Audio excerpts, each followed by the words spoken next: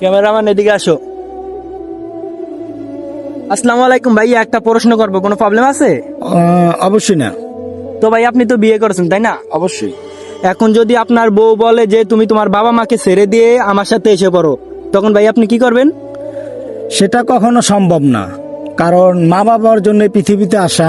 কারণ আমার মা বাবা না থাকলে এই পৃথিবী সুন্দর উপভোগ করতে পারতাম না।